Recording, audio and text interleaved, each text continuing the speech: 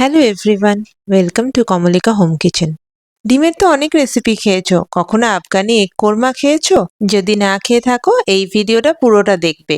এর জন্য প্রথমে কটা ডিম সেদ্ধ করতে বসিয়েছি, আর ডিমটা সেদ্ধ হতে হতে পেঁয়াজগুলোকে কেটে নেব। পেঁয়াজগুলোকে এখানে রাফলি কেটে নিচ্ছি, কারণ এরপরে এটাকে আমি মিক্সিতে বেটেই নেব। পেঁয়াজের সাথে লাগবে কিছুটা কাঁচা লঙ্কা, বেশ কিছুটা ধনেপাতা।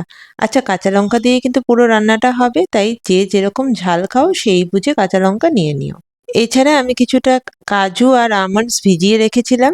আমন্ডসগুলো আমি এখন খোসা ছাড়িয়ে নিচ্ছি। আমি এখানে 7-8টা কাজু আর 7-8টা আমন্ডস ভিজিয়ে রেখেছিলাম, আর ডিমগুলোকে দেখো এইভাবে চিড়ে নিয়েছিলাম দুদিকেই। এবার একটা ফ্রাইং প্যানের মধ্যে কিছুটা তেল দিয়ে ডিমটাকে ভেজে নেব।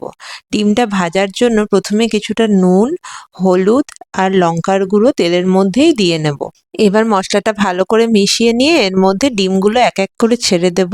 খুব বেশি কড়া ভাজবো না, হালকার মধ্যেই ভেজে নেব।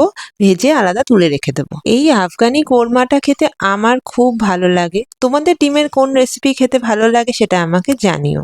ডিমগুলোকে ভেজে আমি এবার তুলে রেখে দিলাম। এবার আরেকটা প্যানের মধ্যে বেশ কিছুটা তেল দিয়ে তার মধ্যে যে পেঁয়াজটা কেটে রেখেছিলাম সেটা দিয়ে দেবো। পেঁয়াজটা এখানে বেশি ভাজবো না, হালকা বাদামি করেই ভাজবো। পেঁয়াজের সাথে এখানে আদা আর রসুন বাটা দিয়ে দেবো।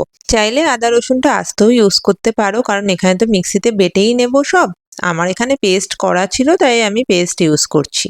আদা রসুন বাটা দেওয়ার সাথে সাথেই কাঁচা লঙ্কা আর কাজু আর আমন্ডটাও দিয়ে দিতে হবে। এই সব কিছু দিয়ে যখন হালকা বাদামি রং হয়ে আসবে তখন ফ্লেমটা অফ করে দেব। এই পুরো মিক্সচারটা ঠান্ডা হতে দিতে হবে। ঠান্ডা হয়ে গেলে পরে এই পুরো জিনিসটা মিক্সিং জারে দিয়ে এর মধ্যে ওই যে ধনেপাতাগুলো রেখেছিলাম ওইগুলোকেও দিয়ে একসাথে এটাকে বেটে নেব।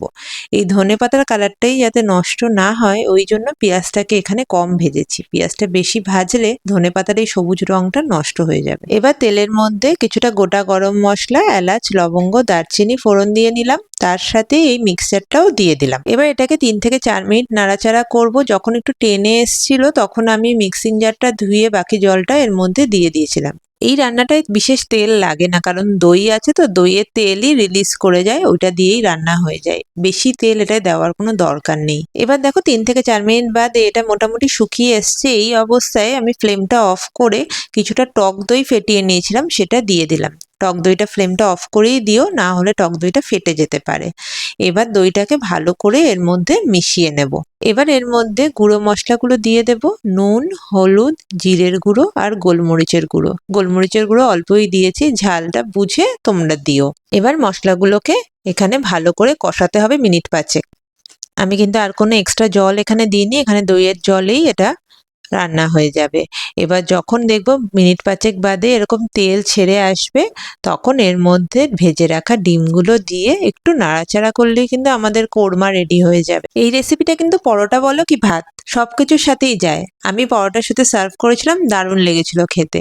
লাস্টে একটু ফ্রেশ ক্রিম দিয়েছিলাম। এই দেখো কি সুন্দর লাগছে না? আশা করি রেসিপিটা ভালো লাগলো। ভালো লাগলে আমার চ্যানেল কমলিকা হোম কিচেনকে সাবস্ক্রাইব করতে ভুলো না। আবার দেখা হবে নতুন একটা রেসিপি নিয়ে।